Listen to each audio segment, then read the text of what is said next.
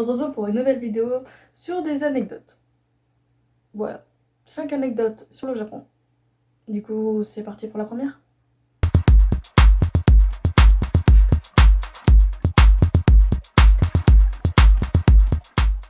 Alors, la première anecdote, c'est on est sorti en ville.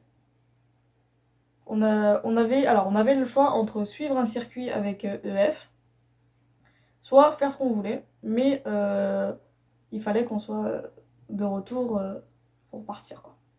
On venait de finir de monter sur la Tokyo Tower, la grande tour rouge, que vous voyez partout dans les mangas, dans les films japonais et tout. On est allé là-bas.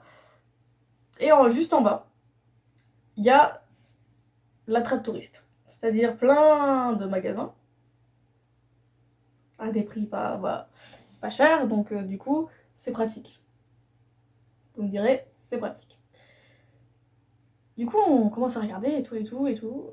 Moi, je vois que j'avais encore rien acheté, mais on est ressorti de là, avec des sacs. Plein de sacs.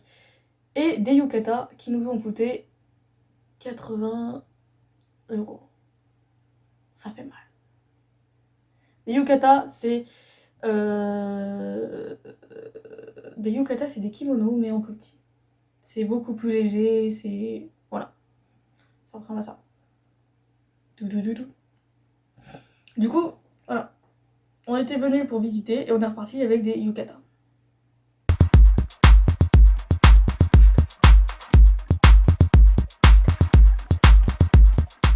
L'anecdote qui vient là, c'est très drôle. On est sorti de l'hôtel pour voir visiter un temple qui se trouvait juste à côté de l'hôtel, qui était vraiment tout petit et qui était dédié au chat. Je sais plus le nom du kami exactement. Mais du coup, on a décidé de y aller et on a décidé de mettre les yukatas.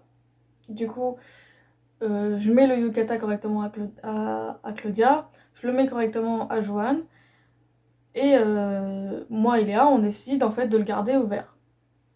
Et du coup, on sort de l'hôtel et tout, on passe chercher un truc à manger vite fait, et on marche. Et là, on croise un vieux japonais qui marchait, comme ça, voilà. Et il est avec son téléphone comme ça en fait. Et il nous filme en fait. Il nous filme, il est comme ça en train de nous filmer et nous on passe comme ça et son téléphone en fait suit les mouvements qu'on fait en fait et nous on était là en train de le regarder mais on te voit, on te voit nous filmer. Enfin, c'était très gênant en fait et ça montre à quel point t'as certains japonais qui n'ont pas du tout l'habitude de voir des étrangers en fait. C'était vraiment comme si ils découvraient sorte une autre espèce, je sais pas comment dire. Je pense que c'est aussi le fait qu'on avait un yukata très mal mis. On a continué notre route, hein, mais vraiment, il continue à nous filmer, même après qu'on s'est éloigné de lui, en fait. On s'est pas arrêté pour lui parler ou quoi que ce soit, ni rien du tout. Hein. C'est juste que, bah, voilà, c'est très perturbant.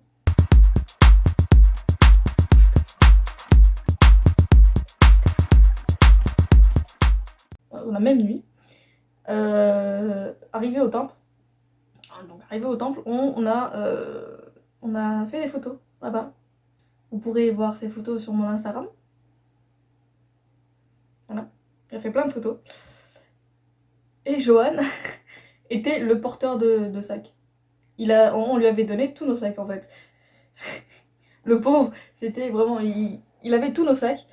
Et, et Claudia a pris une photo de Johan en train de regarder la lune et il porte tous nos sacs. T'as l'impression qu'il est désespéré. Le pauvre. Il a rien demandé. Et il se retrouve là. En mode, mais qu'est-ce que j'ai fait pour mériter ça?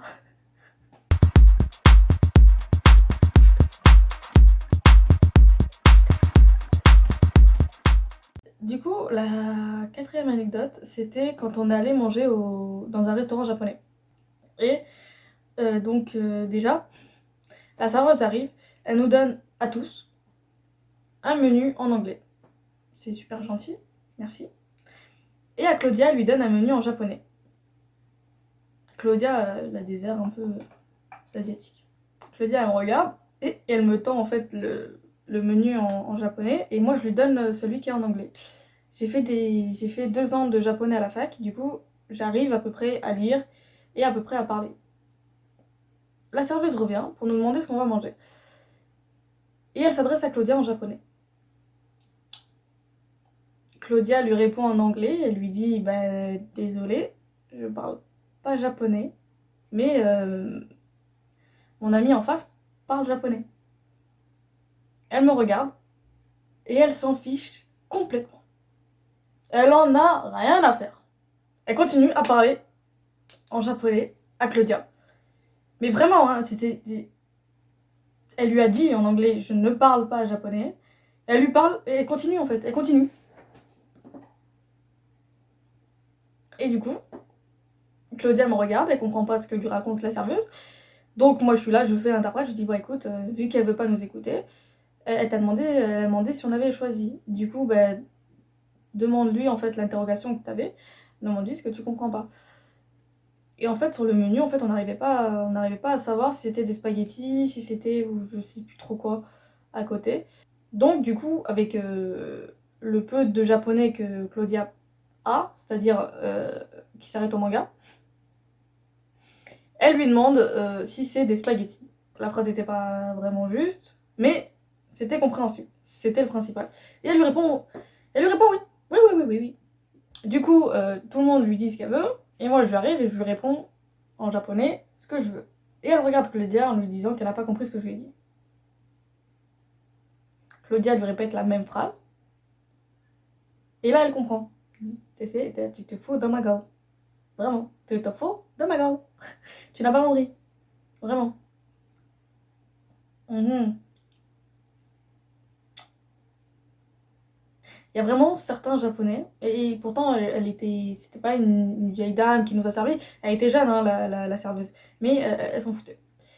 Donc c'était vraiment pour vous montrer que c'était pas que les vieux qui refusaient de parler avec des étrangers, il y a certains jeunes qui refusent de nous parler. Pourtant tu parles leur langue, mais ils refusent de te parler. Ils vont préférer parler avec quelqu'un qui leur ressemble. C'est dur, c'est dur dit comme ça, mais c'est ça en fait. Et du coup, bah voilà, des fois ça donne des situations un peu gênantes comme ça en fait, parce que Claudia elle savait pas où se mettre en fait. Et elle était gênée de la situation parce qu'elle était en mode, mais en fait, non, en fait, je. Et moi j'étais là en mode, bah ouais, mais bon, je savais pas trop où me mettre moi non plus parce que moi personne m'écoutait. Hein. La serveuse ne m'écoutait pas, elle en avait rien à faire. Vraiment.